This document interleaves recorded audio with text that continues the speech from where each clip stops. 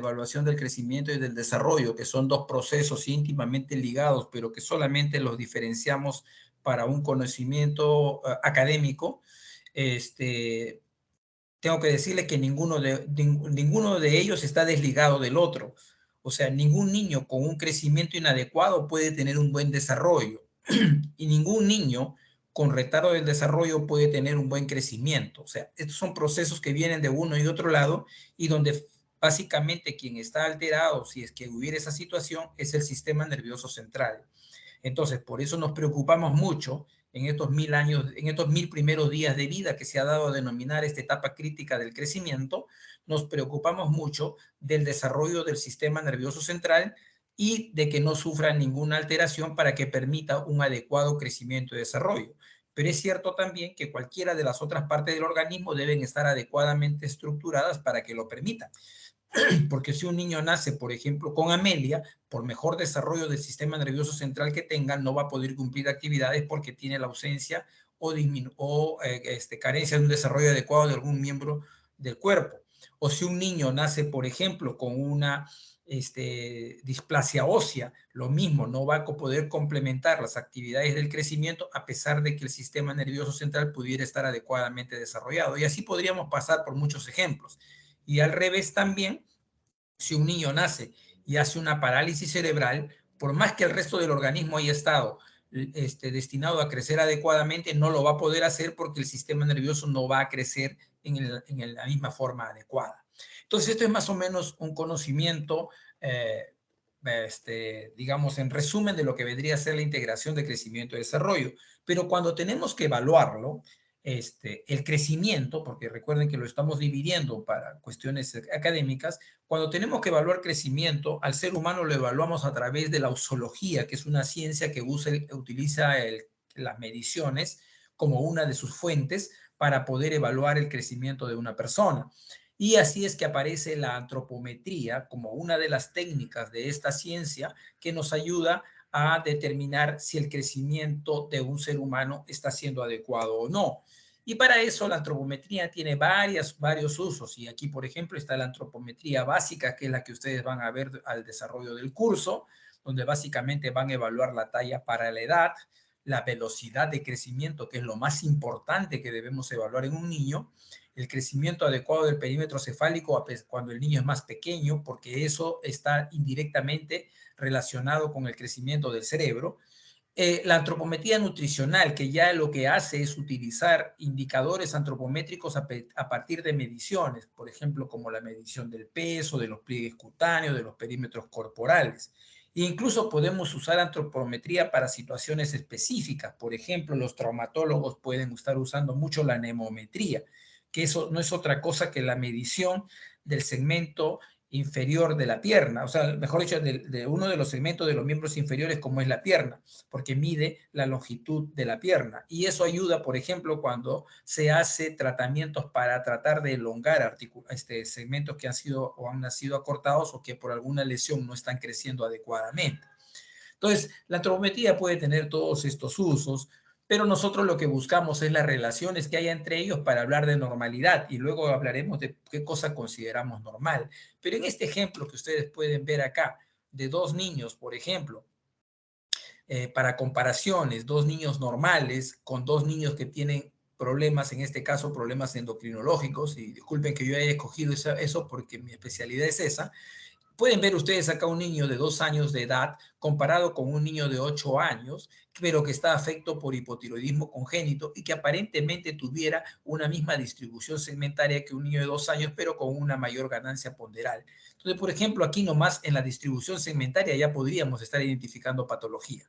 Y en el otro caso, por ejemplo, un niño de 8 años normal con un niño con deficiencia de hormona de crecimiento, un niño con enanismo, ustedes ven definitivamente cómo se ve afectada a pesar de mantener las mismas proporciones corporales, su talla está francamente afectada. Entonces, y hay nomás ejemplos groseros que nos pueden estar señalando una alteración de las proporciones segmentarias.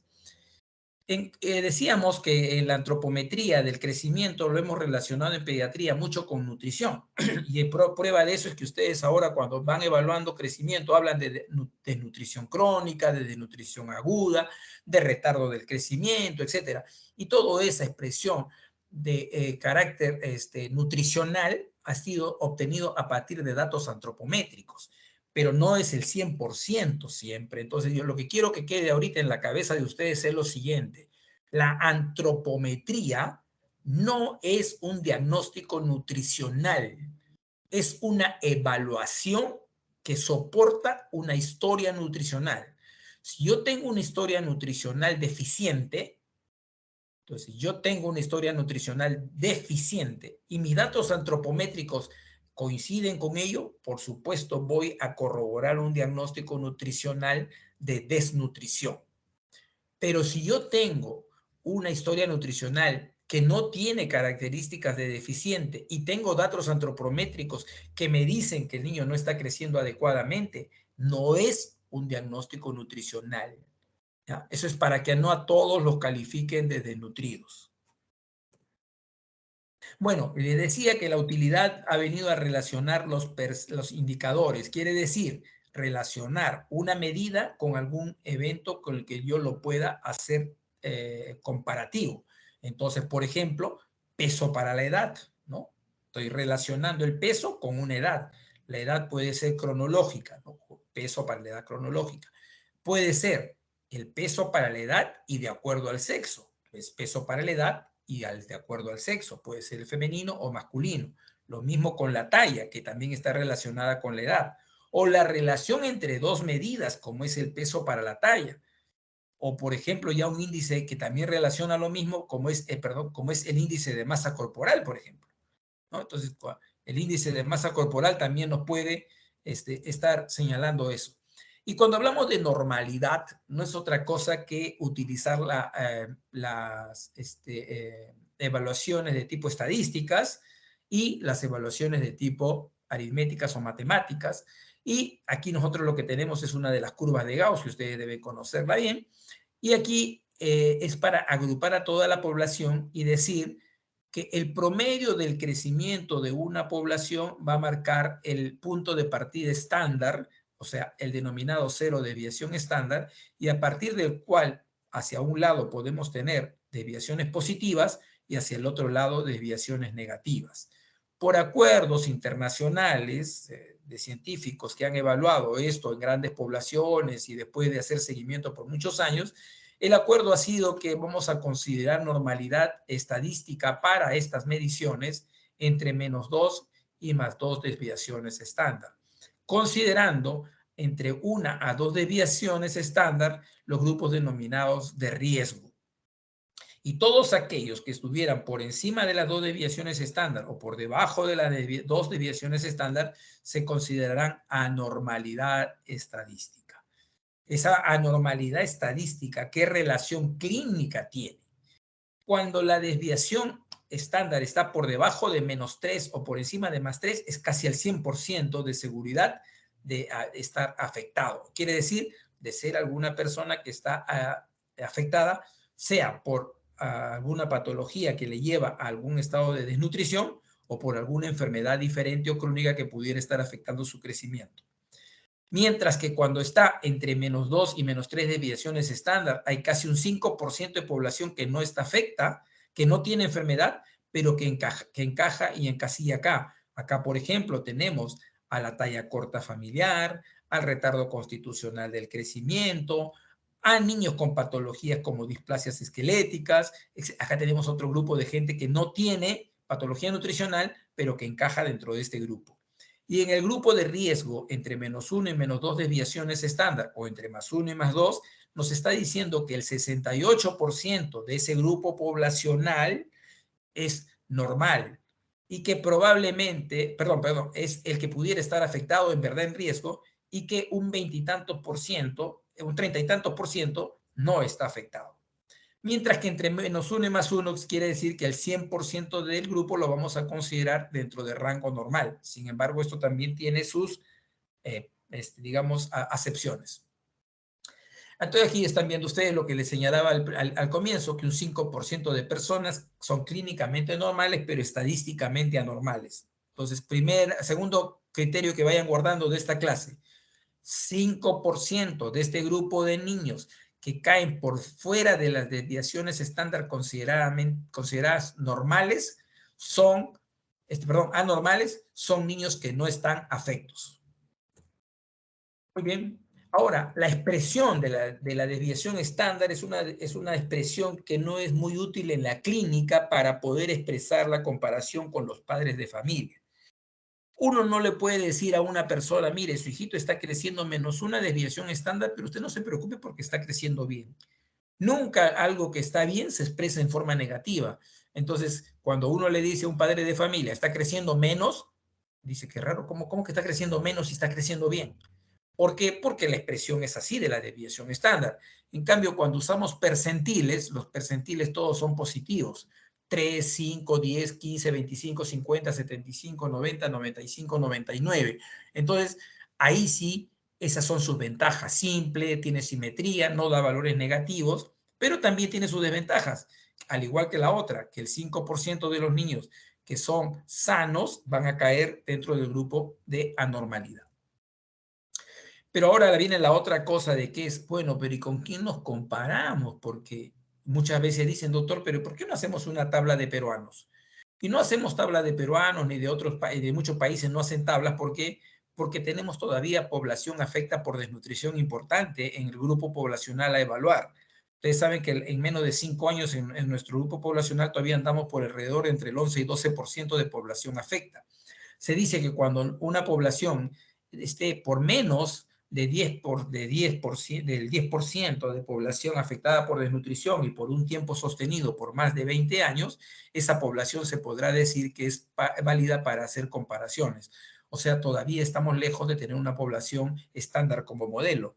Por eso es que la Organización Mundial de la Salud diseñó hace ya a comienzos de este siglo un grupo de seguimiento en niños nacidos sanos y haciéndoles un seguimiento con apoyo nutricional adecuado en diversas partes del planeta. Así tenemos que escogieron, por ejemplo, del continente americano, en el norte de América, en Estados Unidos, a la ciudad de Davis y en la parte sur a la ciudad de Pelotas en Brasil, en Ghana, en África, a una ciudad de Accra, en las ciudades europeas escogieron a la ciudad de Oslo, en Noruega, y después en las zonas asiáticas, en Omán, a Muscat, y en la India, a Nueva Delhi. Y a quienes siguieron a un grupo de niños a los cuales le hicieron un seguimiento longitudinal. Eso es lo que usamos en la actualidad y es lo que ustedes van a ir teniendo como referencia durante toda la asignatura, las curvas desarrolladas por la Organización Mundial de la Salud. Pero otra cosita que quiero que no se olviden es que el crecimiento en el ser humano no es un crecimiento uniforme. El ser humano ya viene creciendo desde la vida prenatal y ahí hay un crecimiento que es exponencial, ¿no? Imagínense de un grupo celular para llegar a tener 50 centímetros aproximadamente al nacer con un peso de 3.500, imagínense cuánto exponencialmente se ha crecido, ¿no? Y después tenemos en la etapa postnatal también diversas características que lo vamos a ver posteriormente. Otra cosa que también se usa bastante en este recorrido de la evaluación del crecimiento es el cálculo de la talla media parental para darnos una idea de cómo está creciendo el ser humano respecto a su grupo familiar y a los aspectos genéticos que lo pudieran estar modificando. Pero aquí hay una cosa que hay que tener en cuenta. La desnutrición crónica en décadas previas o en el siglo pasado especialmente ha sido marcado en nuestro país. Hemos estado en algún momento con una desnutrición infantil por encima del 30%, quiere decir 1 de cada 3 niños era desnutrido. Y es muy probable que los padres de familia que ustedes vean sean padres de familia que cuando fueron niños fueron desnutridos y por lo tanto no alcanzaron su potencial de talla. Con esa limitación hay que evaluar a este cálculo de talla media parental que me sirve como para proponer cuántos centímetros yo pretendo ver que debe crecer este niño para considerar lo que está creciendo dentro de los rangos normales. Y entonces sí lo que hacemos es simplemente la suma de la talla de los padres, en este caso papá más mamá, y cuando se trata de un varón se le suma 12.5 y cuando se trata de una niña se le resta 12.5 y a esa operación se la divide entre 2. El valor obtenido, si yo quiero decir, quiero darle una modificación de rango de amplitud hacia arriba y hacia abajo, diré que es una desviación estándar es aproximadamente de 4 a 5 centímetros y dos desviaciones estándar más o menos de 8 a 10. Pero para fines prácticos se ha acordado que sea el punto máximo observado más o menos 6.5 centímetros. Quiere decir que si yo calculo que un niño va a crecer 1,70 m, diré que su potencial puede ser hasta 1,76.5 o hasta 1,63.5. Entonces, en ese rango debe caer la talla de ese niño utilizando esta característica de un cálculo genético a través de la talla media parental. La otra cosa que también les sugiero a ustedes que comiencen a practicar es la mnemotecnia. Quiere decir tener algunos valores que me ayuden a saber a mí cuánto más o menos crece un niño para que cuando el padre de familia me pregunte, doctor, ¿mi hijito está creciendo bien? Yo no tenga que decirle, a ver, un ratito espérese por favor que voy a sacar mi gráfica, voy a hacer mi fórmula y una vez que haga mi fórmula le voy a decir a usted si tiene riesgo de retardo, si tiene retardo global, porque eso no, al familiar eso no le va a interesar para nada.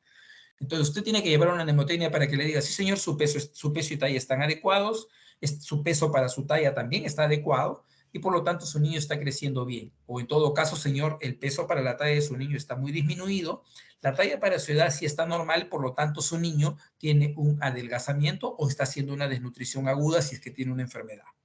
O si tiene una talla que está baja y un peso que para la talla está bien, usted le dirá, mire señor, a pesar de que el peso para la talla de su niño es normal, su talla está disminuida y por lo tanto usted tiene un niño que tiene un crecimiento retardado o pudiera estar haciendo una desnutrición crónica si es que la historia así lo ha dicho. Entonces, eso nos va a ayudar como teniendo algunas mnemotecnias, quiere decir cosas por recordar de forma rápida de estos tipos de relación antropométrica. Entonces, teniendo en cuenta que consideramos un peso al nacer en rango normal entre los 2.500 y 3.800 gramos, tengan en cuenta que del nacimiento a los 5 meses, el niño duplica su peso. Lo triplica al año y lo cuadriplica a los 2 años. Quiere decir que si tuvo 2.500 al nacer, va a tener 7.500 al año y va a tener 10 kilos a los 2 años. Y será mucho más, por supuesto, si nació con más peso. Por eso es muy importante cuando pedimos peso y talla al nacer o peso y longitud al nacer. Entre los 2 a 6 años lo que vamos a hacer es multiplicar la edad por 2 y sumarle 8.5. En los casos de los escolares entre 6 a 12 años, la edad por 3 más 3. Y eso me va a dar una referencia de lo que podría considerarse normal.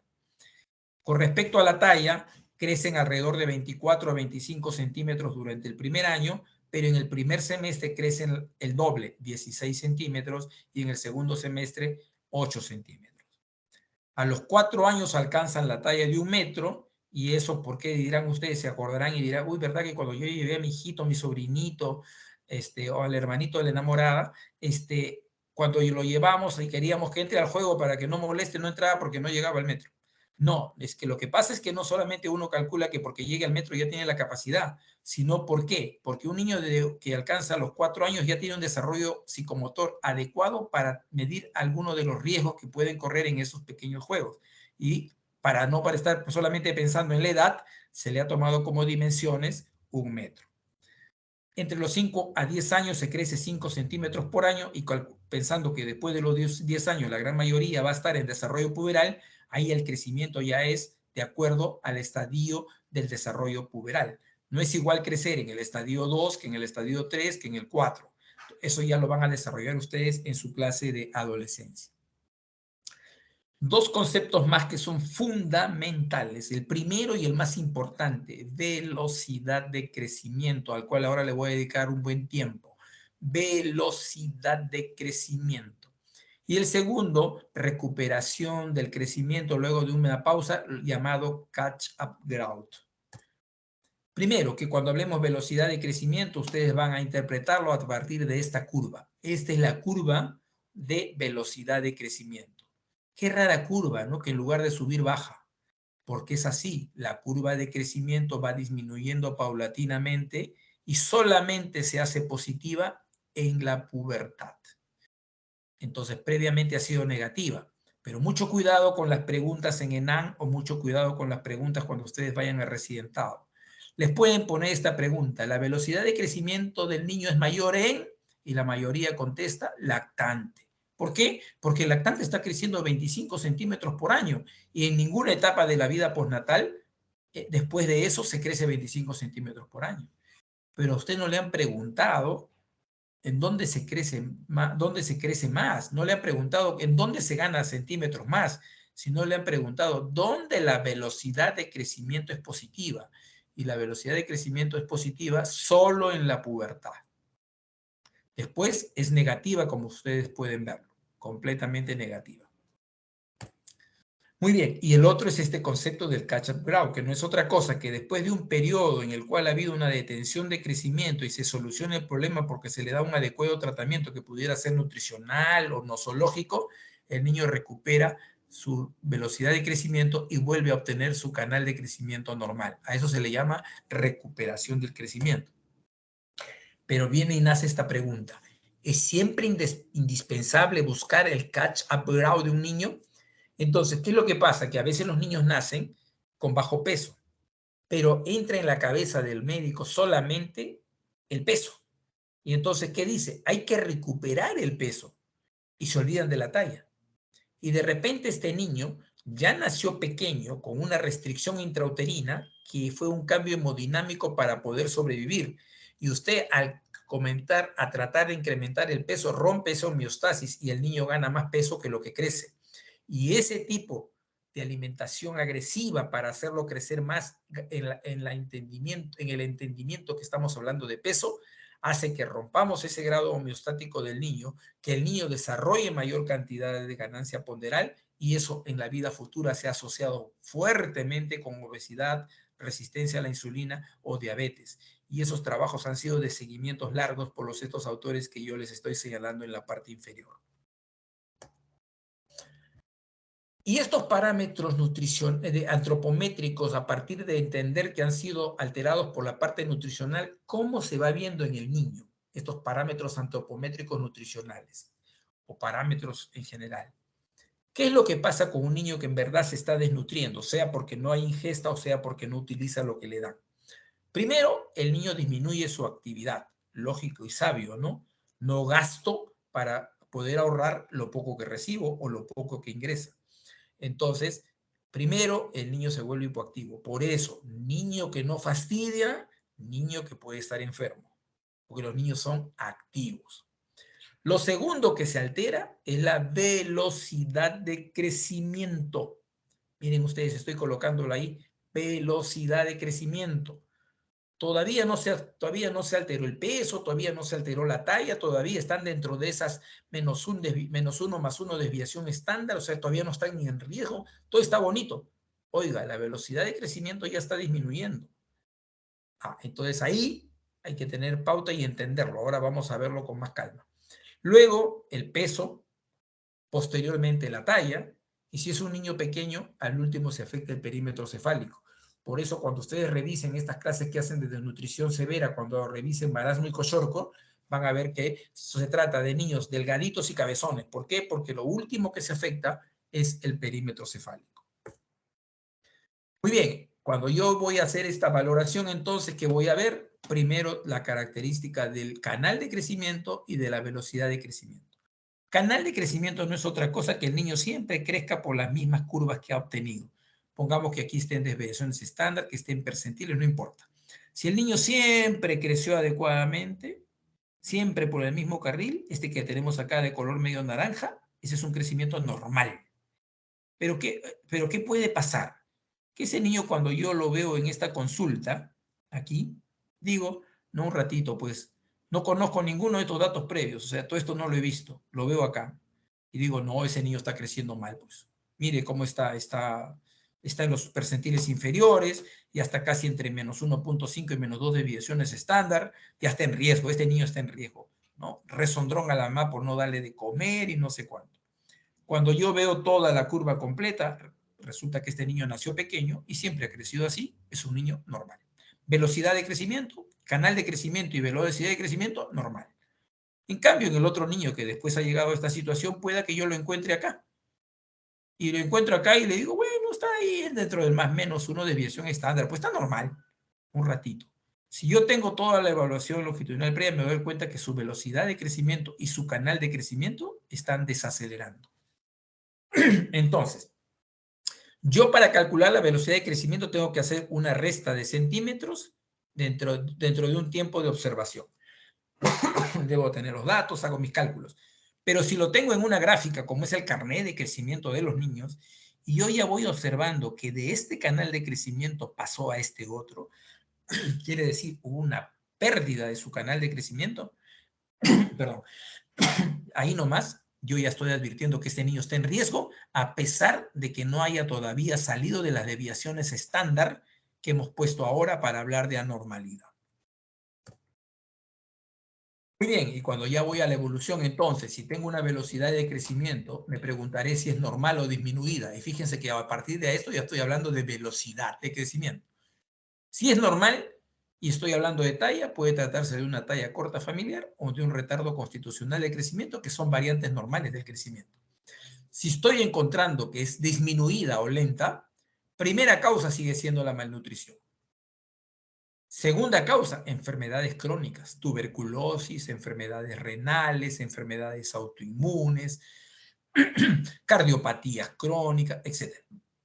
Tercero, síndromes de deprivación, y ahora que estos niños que son dejados por sus madres porque se van con otras personas a su cuidado, o como aquellos niños que están en condiciones de abandono. Cuarto lugar, uso de medicación en forma indiscriminada, por ejemplo, los corticosteroides.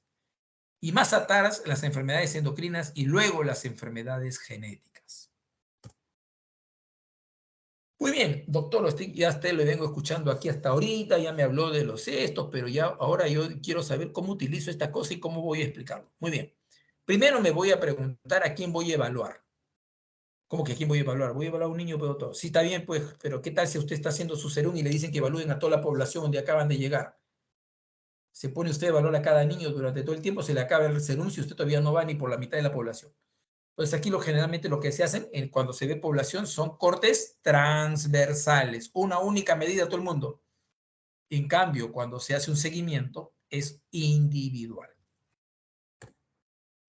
Entonces, cuando yo hago el uso poblacional, a partir de los indicadores antropométricos, me valgo de esta clasificación del nutricional de Waterloo. No es de Waterloo, sino de Waterloo.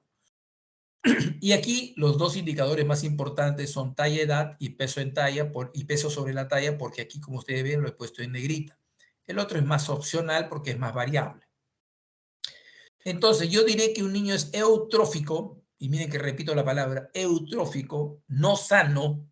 Esto no indica salud, no mide enfermedad, simplemente me dice un dato antropométrico. Por lo tanto, digo que está creciendo adecuadamente, eutrófico. Por lo tanto, su talla para la edad y su peso para la talla son normales. ¿Todos serán normales? No. Aquí hay un grupo de niños que no va a ser normal, como en el ejemplo que les puse al hablar del canal de crecimiento. Entonces, ese va a ser un pequeño grupo, muy pequeño, alrededor menos del 5%. Segundo, el niño dejó de comer o fue afectado por una enfermedad, etcétera. El niño comienza a sacrificar ¿qué? Peso. Entonces, si sacrifica peso, ¿qué va a tener? Va a tener pérdida justamente de eso, y eso va a ser una expresión de desnutrición aguda. ¿La talla para la edad se afecta? No, porque es un proceso reciente. ¿Se afecta? El peso para la talla. ¿Siempre? No, porque de repente tenía un buen rango de peso antes y ahora al desnutrirse rápidamente ha bajado, pero todavía no ha salido de ese bendito 2 desviaciones estándar y puede estar marcando normal. Pero a la hora de yo ver la curva y ver que está cayendo, voy a decir, no, este niño sí tiene desnutrición aguda. Si se sigue afectando la carencia en el tiempo, ya el niño se hace desnutrido crónico, pero ahí sacrifica comer menos, ya no está activo para no gastar, pasó la etapa de desnutrición aguda, pero ahora ya está sacrificando más del organismo para mantenerse. ¿Qué cosa sacrifica? Sacrifica talla. Por lo tanto, la talla sí se va por debajo de las 2 desviaciones estándar, pero tiene dos estados. Mientras que el paciente todavía no esté afectado por ninguna enfermedad intercurrente, la relación peso para la talla es normal. Pero cuando este desnutrido crónico que está en estado compensado es afectado por alguna intercurrencia, alguna patología infecciosa, parasitaria, lo que fuera, ese paciente se reagudiza, o sea, vuelve a tener este episodio más el anterior. Entonces, desnutrido crónico reagudizado. ¿Qué es lo que va a sacar? Acá cae la talla y también cae la relación peso para la talla. Luego tenemos ya en una adaptación de esta clasificación de Waterloo, que solamente considera hasta acá, el desnutrido crónico obeso. ¿Quién es ese? Es este niño que vino hasta estas condiciones de desnutrido crónico en su niñez, pero cuando ya comienza a valerse un poco por él, comienza a obtener alimentos, o mejor dicho, aportes calóricos de alta densidad para compensar, y ahí lo que él logra, ¿qué cosa es? Incremento de masa grasa antes que muscular. Entonces, sigue teniendo una talla pequeña, pero ya se hace obeso. Y finalmente está el obeso, en el cual sí, el aporte nutricional ha sido en exceso, él no tiene ninguna carencia ni nada, y entonces generalmente tienen una talla para la edad normal o alta, y tienen un peso para la talla, pues definitivamente sí, alto. ¿Por qué me interesa hacer todo este grupo de comparación en la población? Porque yo cuando así haga un primer corte transversal, los voy a hacer entrar en esta clasificación de acuerdo a mis desviaciones estándar, ¿no? Si está entre -1 y +1, normal. Si está entre -1 y +2, riesgo. Si está por encima de 2, ya, ese sí está anormal. Y eso me ayuda a tomar decisiones, pues, ¿no? Por ejemplo, si yo llego a evaluar ese grupo poblacional y encuentro que está desnutrido agudo, perfecto. ¿Qué ha pasado en este grupo poblacional? Bueno, ¿saben qué? Ha habido pues unas lluvias terribles, o ha habido sequías terribles, ha habido carencia de alimentos, no han llegado alimentos, la población... Ok, aquí hay una justificación. O no, lo que pasa es pues que este niño ha habido una epidemia acá de un proceso infeccioso viral que ha causado diarreas en todo el grupo. Pues esa puede ser la causa. Luego, los desnutridos crónicos compensados. ¿Será desnutrido? De repente no es desnutrido, ¿no? De repente acá están cayendo las tallas bajas que son normales, pero yo aquí no lo sé, yo aquí lo hice caer en el grupo. Entonces, esto es para una evaluación transversal de población. Cuando yo ya quiero verlos por individuo, ya uso lo que hemos venido conversando antes. Y aquí simplemente para decirle que también a los niños que tienen una desviación estándar por debajo de 3 desviaciones se le conoce como enanos o nanismo, ¿no? Y aquí generalmente sí ya entran las patologías. La deprivación psicoafectiva, que también ya les había mencionado, pueden verla ustedes, por ejemplo, en hospitalizaciones prolongadas, pueden verla en separación de los padres, ¿no? Pueden verlo, por ejemplo, también en niños que en condición de abandono, ¿no? Ahora voy a ponerles un ejemplo para que terminemos de quedar bien con el concepto de que hemos venido conversando. Aquí voy a poner este primer ejemplo dentro de esta gráfica que aquí está agrupada en percentiles, pero que ustedes lo pudieran extrapolar también a desviaciones estándar, sería lo mismo. Si encontramos un niño que está creciendo a este nivel, le vamos a calificar como un niño normal. ¿Por qué? Porque este niño está dentro de ese menos+1 de desviación estándar. Perfecto, entonces un niño que está creciendo normal, todos tranquilos. Un ratito. Ahora lo veo en su contexto haciendo un seguimiento. Primero, ¿qué ha pasado con este niño? Ha perdido su canal de crecimiento. Segundo, ¿qué ha pasado con este niño? Si yo tomo datos de las ganancias, en este caso de centímetros, si es que estamos hablando en este caso de longitud, voy a encontrar que la velocidad de crecimiento de este niño está disminuida. ¿A pesar de qué? A pesar de que todavía no salga del rango de normalidad. Ahora, el caso contrario, vemos a este niño que está aquí pues, en los percentiles inferiores. Bueno, lo mínimo que vamos a decir es que está en riesgo. Aquí entonces este niño está en riesgo, qué mal que lo están alimentando, hay que aconsejar a la madre que tiene que echarle más papita al caldo. Un ratito, cuando lo vemos en su longitud, se pudo haber tratado de un niño pequeño para la edad gestacional o un niño con restricción del crecimiento intrauterino y que más bien está en franca recuperación, y entonces este niño más bien está creciendo en forma normal. Canal de crecimiento en ascenso y velocidad de crecimiento más bien en ascenso. Y esta es la curva generalmente del niño con restricción del crecimiento intrauterino de inicio temprano. Nunca mejora su talla, siempre es pequeño. ¿Todos son patología? No, muchos niños pueden ser así, de característica genética familiar.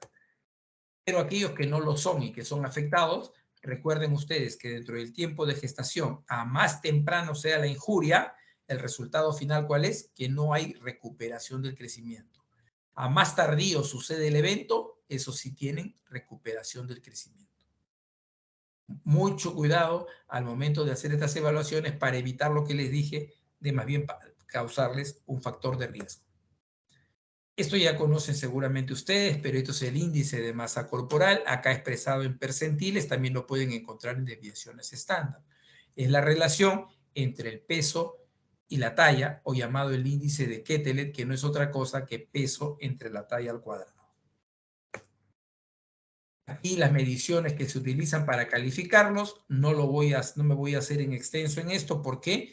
Porque tenemos un seminario de obesidad. Y aquí tenemos el llamado adelgazado o constitución delgada. Aquí, por ejemplo, pueden ver ustedes, este niño crece en su estatura a un ritmo de un 75 percentil y su peso va a un ritmo de un 25 percentil.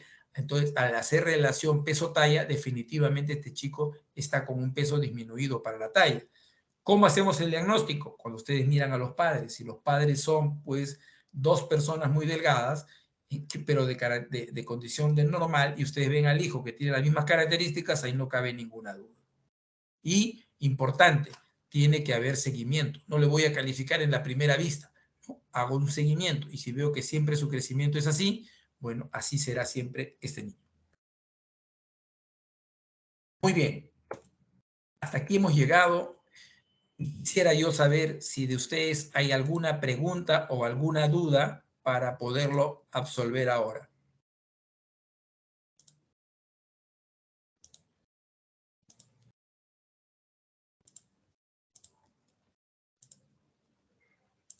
A ver, les escucho. ¿Alguien tiene que hacer alguna pregunta, algún comentario?